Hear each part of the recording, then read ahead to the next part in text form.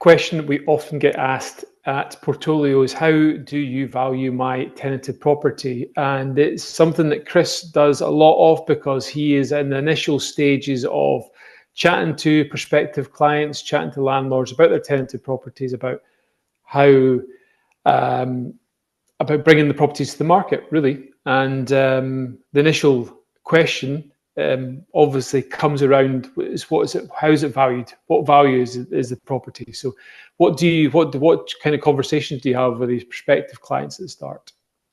Yeah, absolutely. The idea of selling the property with the tenant still living there is new to many landlords, and they have, understandably, not really much of an idea about what kind of sale price they might get for their property.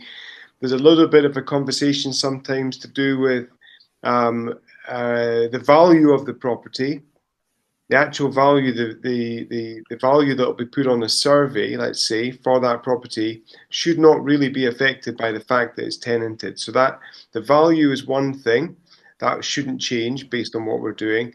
The sale price is really what might be different.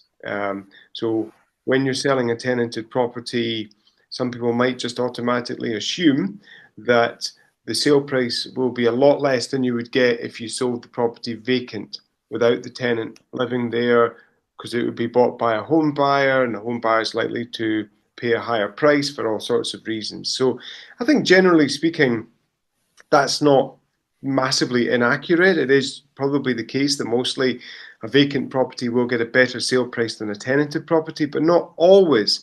And so I think it's just so important to get this appraisal done. We call it a no obligation desktop appraisal, but basically it's to understand what is the value of the property, and based on the value of the property, and based on the rental income of the property, and based on where the property is, what kind of sale price might you expect? And obviously I'll put some kind of parameters in there. Sometimes the sale price can be very close or equal to the home report value. Sometimes we'll even try and get a little bit more if the yield is really, really strong. And then often it might be £5,000 or £10,000 below the home report value. So it really just does depend. It depends on the property value, depends on the gross yield, depends on where the property is. I think there's certain properties that sell better to a property investor than to a home buyer. Those are usually the lower value properties. They usually have a very high gross yield, but more importantly, these lower value properties, that kind of 50, 60, maybe 50, 60,000 pound properties and maybe less, those ones are not really going to be bought by a first time buyer, probably. You couldn't really see a couple think, well, this is going to be our new home, and so on. They're more looking at a different sort of level of property, not massively expensive, but something that they can grow into maybe. And so, yeah, the appraisal is just such an important tool. The yield will dictate the sale price a lot more than it ever used to, because of interest rates having gone up, and just maybe market conditions. So the yield has to be a bit higher than it used to be in terms of different locations. So let's say, for instance, in Edinburgh, the gross yield, if it was 6% before, then it would be a bit of a no-brainer. It would sell for a value equal to the value, for a price equal to the value, and maybe a little bit more. Now maybe you're looking at closer to 7% as that kind of being confident of getting a sale price like that. So we have to be very mindful of market conditions, buyer confidence, and just what's happening, not just in Scotland even. But on gross yield, because I get asked this as well, what is gross yield? And I do try not to use too much jargon, but gross yield is basically it's a tool, it's a blunt instrument, and measures how much money the property makes, and it's just the annual rent divided by the price that you pay for the property. And that gives you a figure that's gross yield. And then you've got, we don't really get into it, but you look, if you're a property investor, you look into net yield, you look into return on investment and all those things. But in terms of us doing this appraisal, the value of the property, the current rental income gives you an idea of what kind of sale price you might get. How's that? Yeah, that does. Good morning, Ross.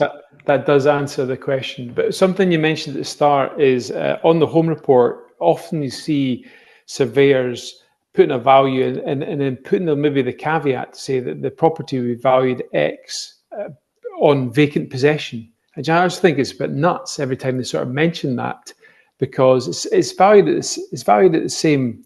Yeah.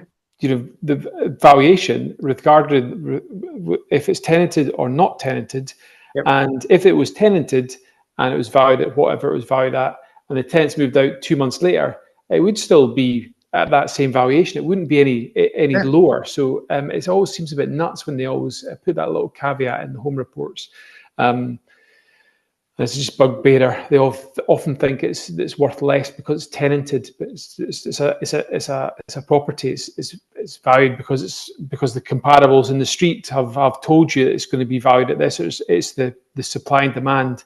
Demand dictates that the property will secure this from a home buyer or an investor. So when I'm talking to this landlord, any landlord that's thinking of selling the property with the tenant still living there versus ending the tenancy and waiting for the property to be empty and then maybe getting it ready for the market and then finding a buyer, we'd always wouldn't actually say too much about this, but certainly that landlord should consider the fact that the property is going to be empty and they're not going to be receiving any rental income if the property, is being sold in what you might call the conventional, traditional manner, as opposed to tenanted. Selling a property with the tenant still living there, process pretty much starts now. You get continual rental income and you can sell the property, as it is. So it actually protects the landlord's cash flow and reduces some of the risk. It's a bit of a risk maybe to end the tenancy and look for a sale at that point. So, there's a lot obviously to talk about in terms of doing these appraisals for landlords, but we're here to help landlords make an informed decision, and that's just so important. It's very important to us that we're both optimistic and realistic at the same time, which is a fine balance. We talk a lot about what's the fair sale price, which is a bit of an ambiguous term, but there is an understanding that, of course, the property is going to be bought by a property investor. So really, we have to be realistic in that way.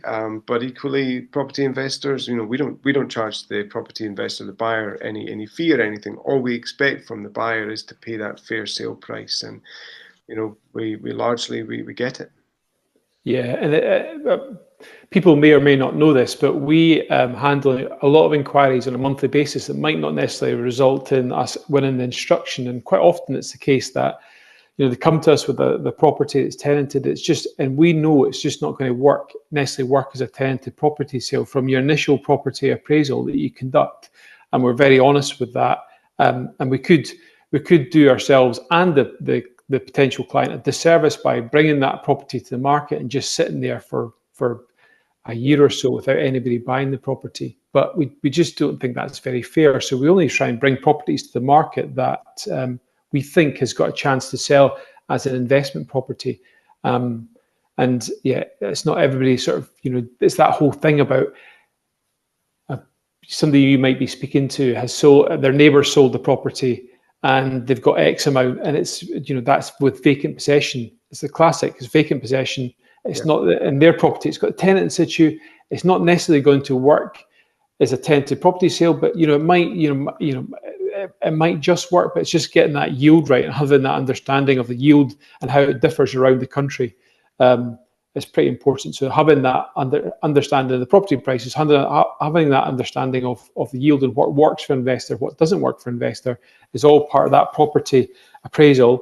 And then we give them the decision to make what they want to do. But if we think it isn't going to work, we're pretty honest with them, aren't we? I'll say, I think that's maybe not a fair sale price. Up to you, of course. but maybe regrettably you might need to end the tenancy. Yeah.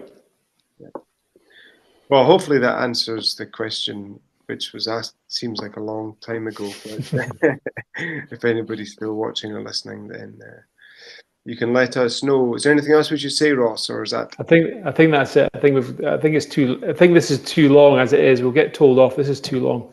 Yeah.